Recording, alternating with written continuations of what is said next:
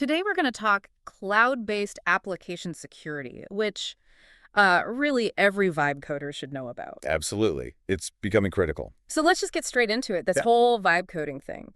It's basically using natural language, telling an AI what software you want. Yeah, exactly. You talk to it, it uses large language models, and boom code.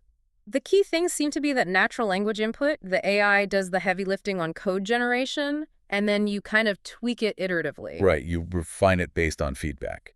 But here's the kicker for today, and I think this is really interesting. The person doing the vibe coding, they might not actually understand the code that deeply. Hmm. Yeah, that's where the potential issues start creeping in.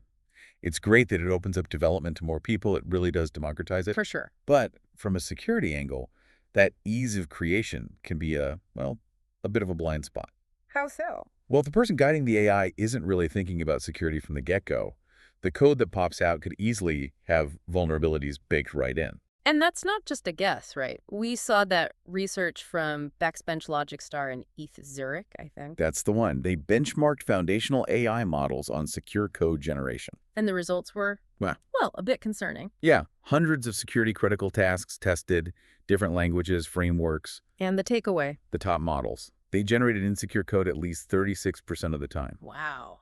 Over a third. That's significant. It really is. It shows a real risk we need to tackle head-on. Okay, so that sets up our mission for this deep dive perfectly.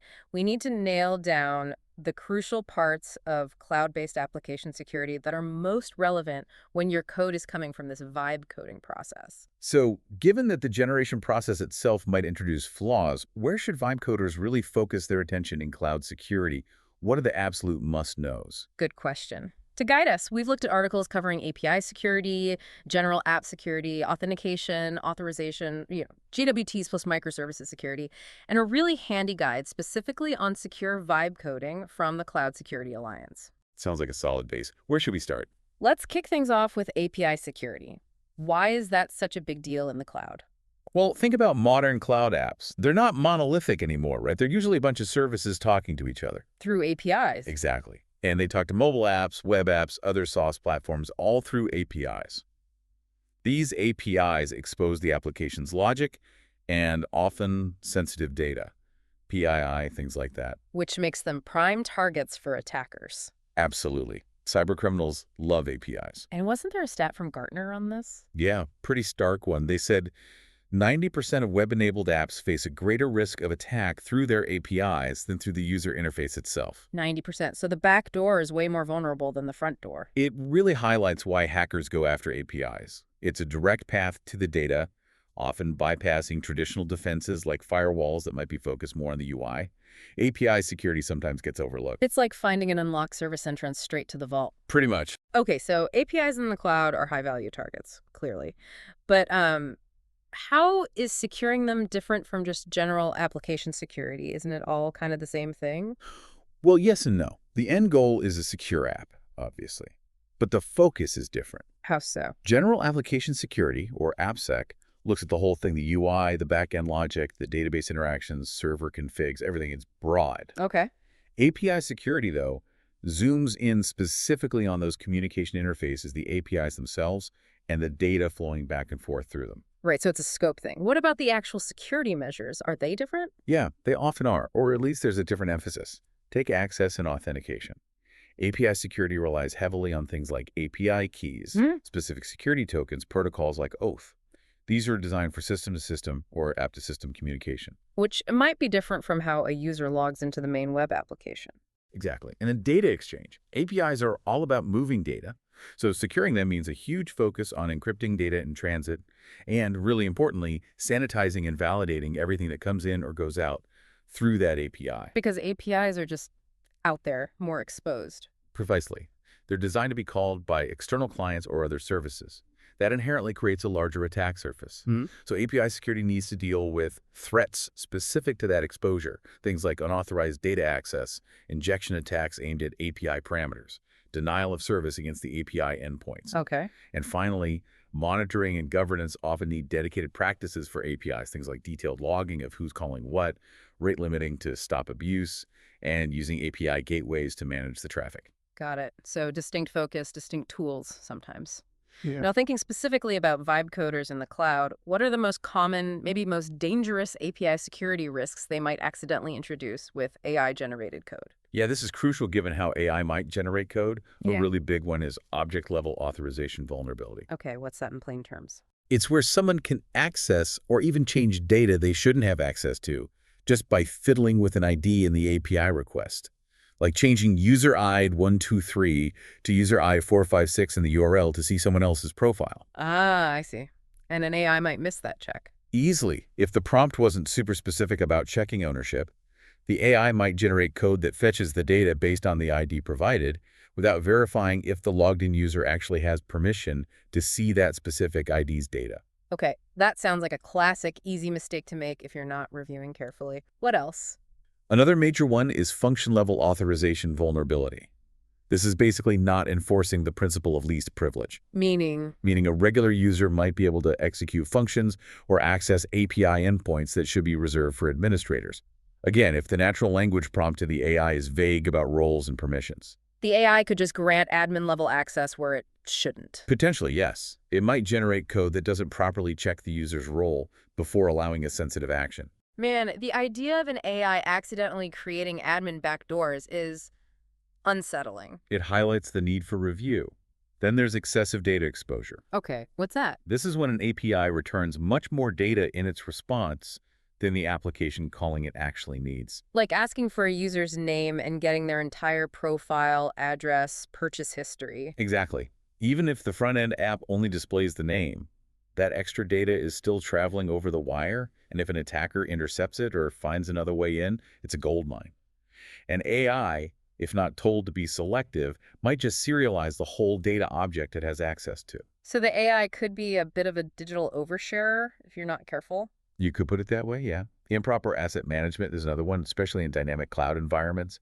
Teams spin up APIs, maybe for testing, maybe for a specific feature, and forget about them or don't document them.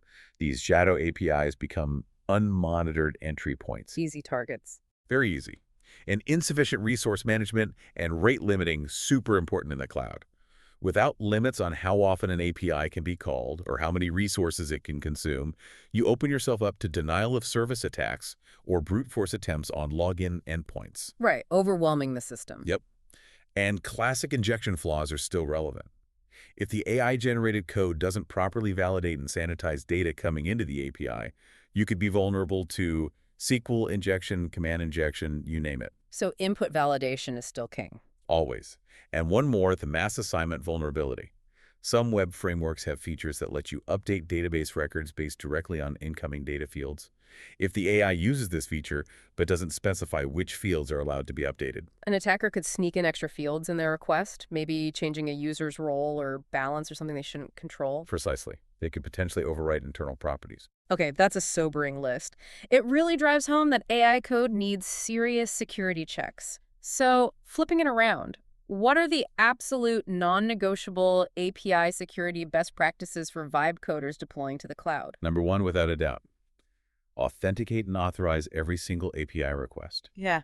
Know who is calling your API authentication and verify they have permission to do what they're asking.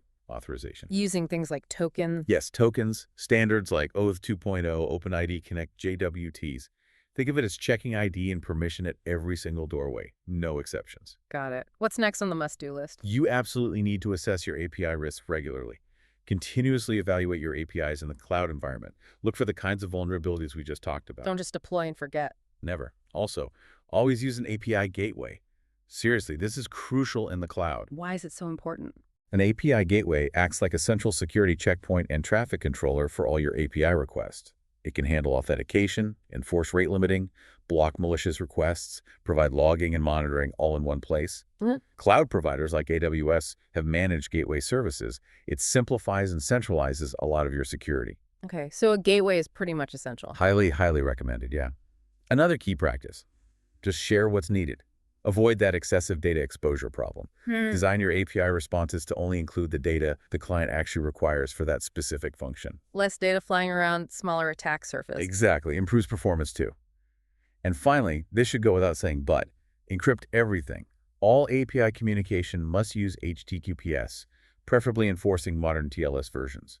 Look into HSTS as well to ensure browsers always connect securely. Okay. Now, the sources mentioned SOP and REST APIs. For a Vibe coder working in the cloud, what's the main security takeaway there? Right, SOAP and REST are just different ways, different protocols for web services to talk. SOAP has some built-in security standards like WS security, but it's generally seen as more complex. REST is simpler, more lightweight, and usually relies on the transport layer HTTPS for its security. So, So the key point for a Vibe coder is that regardless of whether the AI is generating code that uses OSOAP or REST, or maybe interacting with existing APIs using either one, the absolute baseline requirement is secure transport. You must ensure it's all happening over an encrypted SSL/TLS connection, usually HTTPS. don't get bogged down in the SOAP versus REST debate for security basics. Just make sure it's encrypted. That's the fundamental starting point, yes. Okay, let's zoom out slightly. Yeah. Application security or AppSec. How does that fit into the cloud development lifecycle, especially with vibe coding involved? AppSec is basically the practice of building security into the software development lifecycle right from the start, not just tacking it on at the end. And that's even more vital with AI code. Arguably, yes, because you didn't write every line yourself. Key AppSec approaches relevant here include things like design reviews, incorporating threat modeling, thinking about what could go wrong early on. Code reviews are essential, both human reviews and potentially using AI tools like, say, GitHub Copilot's vulnerability scanning or specialized AI security tools to double-check the AI-generated code. So humans checking AI and maybe AI checking AI. It's becoming part of the landscape. Then you have black box security auditing, testing the running application from the outside, like a hacker would, and importantly, automated tooling, integrating SAST, static application security testing, and DAST, dynamic application security testing tools, into your CI/CD pipeline. Like SNCC, checkmarks, and VicDie, those kinds of tools. Exactly. They automatically scan your code and running application for known vulnerabilities every time you build or deploy. And having coordinated vulnerability disclosure programs helps too. The sources brought up the OWASP top 10. For cloud apps built with vibe coding, which ones should be top of mind? Several really jump out. Broken access control, we hit that hard with APIs. It's number one for a reason. Injection flaw is always a danger if input isn't validated perfectly, which AI might miss. Security misconfiguration, cloud environments are complex. It's easy to mess up settings on databases, storage networks, etc. Right. Using vulnerable and outdated components, huge issue. Your AI might pull in a library with a known flaw. Dependency scanning is vital here. And identification and authentication failures, getting login and session management wrong, is still a fundamental way applications get compromised. OSP also has their top 10 proactive controls for 2024. Anything particularly relevant there for cloud and AI? Oh yeah, those are great practical guidelines. Things like implement strong access control, again, use cryptography correctly, don't roll your own, use standard libraries, protect keys, validate all input, address security from the start, threat model, set up secure by default configurations in your cloud services, keep components secure, implement robust digital identity management, use browser security features properly, implement good security logging and monitoring, you need visibility in the cloud, and prevent things like server-side request forgery, SSRF. It's a solid checklist. Okay, let's really nail down a concept that often causes confusion. Authentication versus authorization in the cloud. Yeah, they sound similar, but are distinct. Authentication is about proving who you are, verifying identity. Like showing your passport. Exactly. Authorization is about determining what you are allowed to do once your identity is confirmed. Like the visa stamp in the passport that says which countries you can enter. Or the airport security analogy is good too. Showing your photo ID to the TSA agent, that's authentication. They're verifying you are who you claim to be. Then showing your boarding pass at the gate, that's authorization. It proves you have permission to get on that specific flight. Right, ID proves who, boarding pass proves what you can access. Makes sense. How are these typically handled in cloud apps? You often see specific protocols. For authentication, OpenID Connect, OIDC, is very common. It builds on OAuth 2.0. For authorization, OAuth 2.0 itself is the standard for granting permissions, often used for APIs. And there are services that help with this. Definitely. Platforms like Okta, AWS Cognito, Azure AD B2C, they provide managed services for handling both. They offer features like passwordless logins, multi-factor authentication, MFA, single sign-on SSO for the authentication side, and then tools for managing roles and permissions like role-based access control, RBAC, or even fine-grained authorization, FGA for the authorization part. Okay. Now, JWT's JSON web tokens, you mentioned them, and they seem central to a lot of modern cloud auth. Let's unpack those. What exactly is a JWT? Okay, so a JWT is essentially a secure and compact way to transmit information between parties as a JSON object. The key things are compact and securely. It's designed to be URL safe, so you can easily send it in HTTP headers, And it's used for? commonly used for both authentication and authorization in cloud scenarios, especially with microservices and APIs. Think of it like a digitally signed ID card or a credential. Okay, a digital ID card. What's actually in it? It has three parts, separated by dots. First, the header. This usually says it's a JWT Right. and specifies the signing algorithm being used, like HMAC SHA-256 or RSA. Got it. Header type and algorithm. Second, the payload. This contains the claims, the actual pieces of information being transmitted. Claims are just statements about an entity, typically the user, and some additional data. Standard claims include things like issuer, do as us, subject sub, often the user ID, audience auth, expiration time, XPC. You can also include custom claims like user roles or permissions. So header, payload with the user info and permissions. What's the third part? The signature. This is the crucial security part. To create the signature, you take the encoded header, the encoded payload, a secret key that only the server knows, and run them through the algorithm specified in the header. And that signature proves. It proves two things. First, that the sender of the JWT is who they say they are, because only they have the secret key. And second, that the message hasn't been tampered with since it was signed. If someone changes the payload, the signature won't match anymore. Okay, so header, payload, signature, all encoded, separated by dots. How does this flow work in practice, say, for a login? Okay, typical flow. User logs in with username password. The server verifies these credentials. If they're correct, the server creates a JWT, putting the user's ID and maybe some roles into the payload. It then signs the JWT using its secret key. And sends it back to the user. Exactly. The server sends the JWT back to the user's browser or mobile app. The client application then typically stores this JWT locally, like in local storage or memory. Then what? For every subsequent request to a protected route or API, the client includes that JWT in the authorization header, usually using the bearer scheme. So authorization, bearer token. And the server checks it. Yep. When the server receives a request with a JWT, it first verifies the signature using the secret key it knows. If the signature is valid, the server trusts the claims in the payload and can use that information, like the user ID, to process the request. What are the big plus points of using JWTs this way in the cloud? A major one is statelessness. The server doesn't need to store session information for the user because all the necessary info is in the JWT itself. This makes scaling horizontally much easier. Because any server instance can verify the token. Exactly. They also work well across different domains, which is good for single sign-on, SSO. They are self-contained, carrying user info and permissions, which can sometimes reduce the need for database lookups on every request. They're compact and mobile-friendly.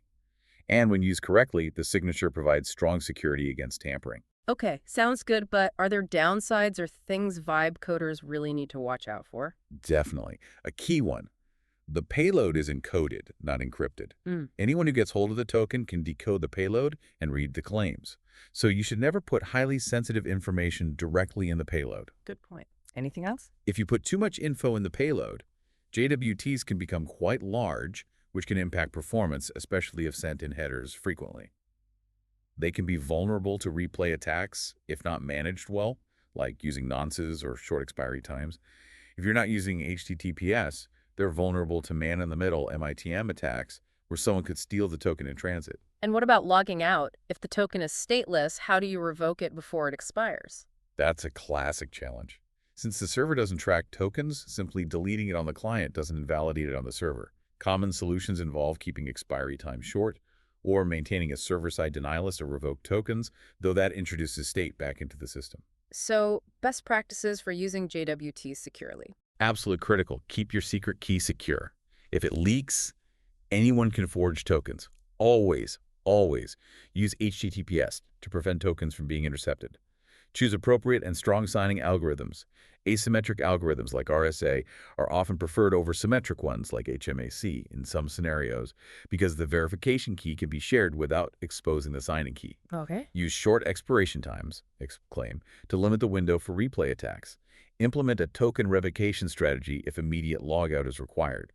and validate the standard claims like issuer and audience to ensure the token is intended for your service. We saw some discussion online, like on Reddit, where people seemed confused about why use JWTs. Some thought it was just about reducing database load. What's the real core reason? Yeah, while they can sometimes reduce database lookups for user data if that data is in the payload, that's not the primary driver. The fundamental benefit is providing a standard, signed, verifiable message for securely exchanging authorized information between parties. So it's really about the trust established by that cryptographic signature. Precisely. It's about having a tamper-proof digital credential. As that discussion pointed out, the payload could contain lots of user data, or it could just be a simple session ID. The crucial part is the signature that guarantees its authenticity and integrity. Okay, that clarifies things. Let's shift gears to microservices security in the cloud. More and more apps are built this way, right? Scalability, agility. Definitely. Yeah. But that architectural style brings its own security challenges. Because Because instead of one large application to secure, you now have potentially dozens or hundreds of small independent services. This dramatically increases the attack surface. Each microservice, each API endpoint between them is a potential entry point. So way more doors and windows to lock. Essentially, yes. Managing security consistently across all those services is complex. So what are the best practices for vibe coders dealing with microservices security in the cloud? Well, first, embrace shift-left security in DevSecOps. Build security in from the very beginning of each microservice's lifecycle. Don't wait until the end. Secure by design should be the mantra. Okay, integrate early. What else? A defense in-depth strategy is crucial. You need multiple layers of security, strong user authentication and authorization at the edge, probably using an API gateway and standards like OpenID Connect Auth 2 we discussed. Tools like StyraDAS can help manage authorization policy as code. Right, the API gateway as the front door. Exactly. Use it to handle things like authentication, rate limiting, and basic request validation. Secure your containers properly, run them with the least privilege, don't store secrets inside the container image, scan them for vulnerabilities. Use orchestration tools like Kubernetes securely. Again, tools like StyraDAS can help enforce Kubernetes security policies. What about communication between the microservices themselves inside the cluster? That's critical too. You can't just trust the internal network anymore. Adopt a zero-trust mindset.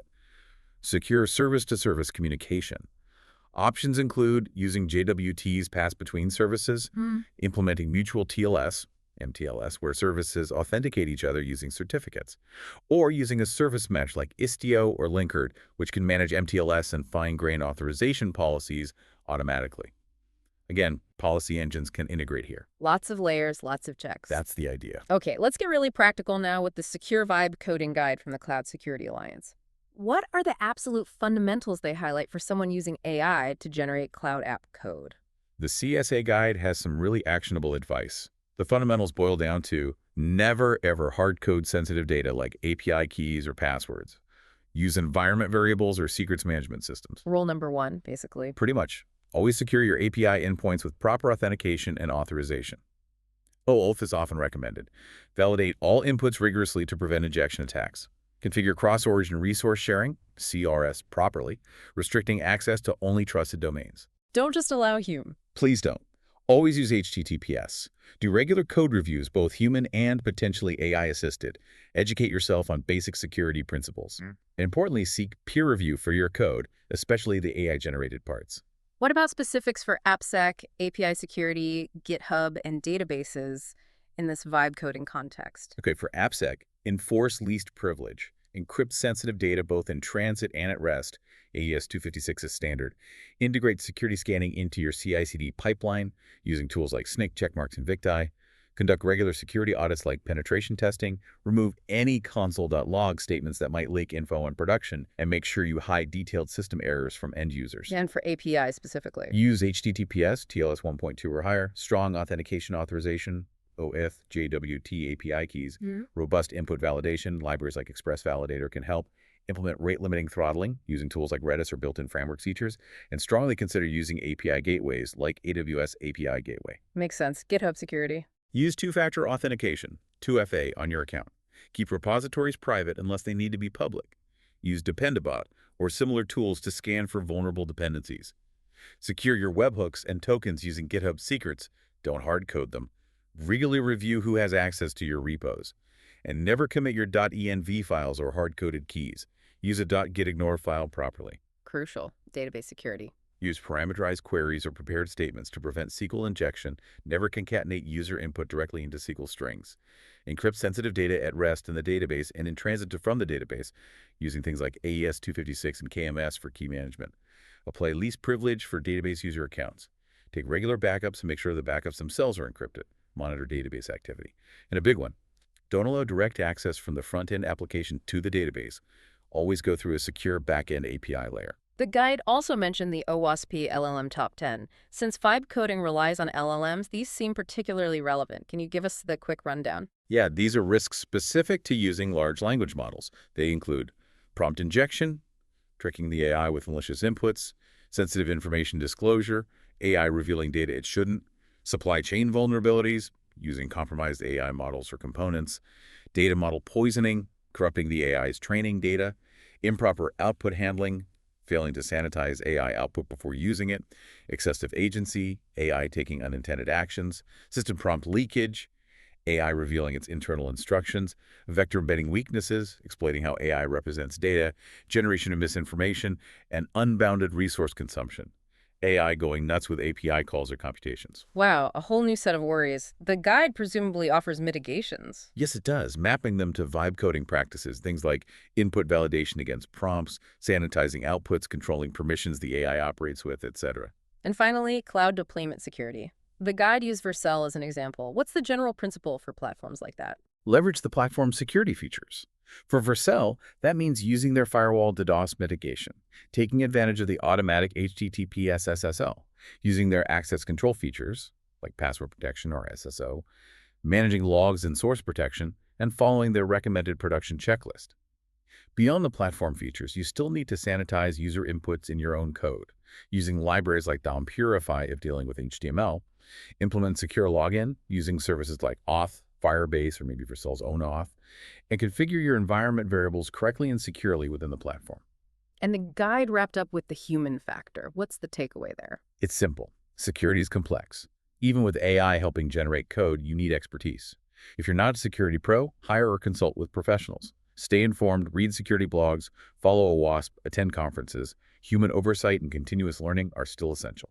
Okay, one more area our sources covered was role-based access control RBAC in the cloud. Why should a vibe coder care about RBAC?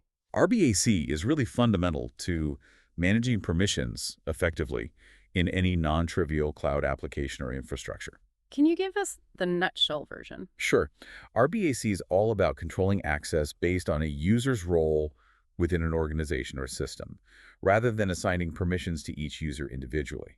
So group permissions by job function. Exactly.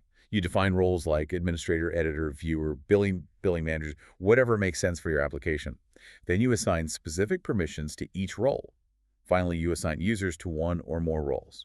And the user gets all the permissions of their assigned roles. Correct. It simplifies management hugely. Need to change permissions for all editors. You change the editor role, not 50 individual users. Someone changes jobs. You just change their role assignment. The core principles are role assignment, user to role authorization, role to permission, and permission authorization, what the permission actually allows. Are there different types? Yeah, you can have hierarchical RBAC, where roles inherit permissions from other roles, like a site admin, inheriting all editor permissions plus more. And constrained RBAC adds rules like separation of duties, meaning a user can't hold two conflicting roles simultaneously. Where do we typically see RBAC implemented in the cloud? All major cloud platforms use it extensively. Azure has Azure RBAC with its concepts of principles, role definitions, and scopes. AWS uses IAM roles, often combined with services like Cognito user pools for application-level RBAC. Kubernetes has a very powerful built-in RBAC system using roles, cluster roles, role bindings, and cluster role bindings. And the goal is always least privilege. That should always be the goal when defining roles and assigning permissions. Only give role the minimum permissions needed to perform their functions. It's also common in databases, version control systems like GitHub with organization roles, and Minitas applications. How does RBAC compare to other models like ACLs or ABAC? Just briefly. ACLs, access control lists, are typically tied directly to objects. This file has this list of users who can access it. It gets hard to manage at scale. ABAC, attribute-based access control, is more dynamic and fine-grained. It uses attributes of the user, the resource, and the environment, like time of day, to make access decisions. It's powerful, but can be complex to implement correctly. RDAC often hits a sweet spot of manageability and control for many common scenarios. Any quick best practices for implementing RBAC if you're building a cloud app? First, really understand the needs of your application and users. Identify the scope. Are you controlling access to cloud resources, application features, or both? Define roles, carefully start with broad roles and refine.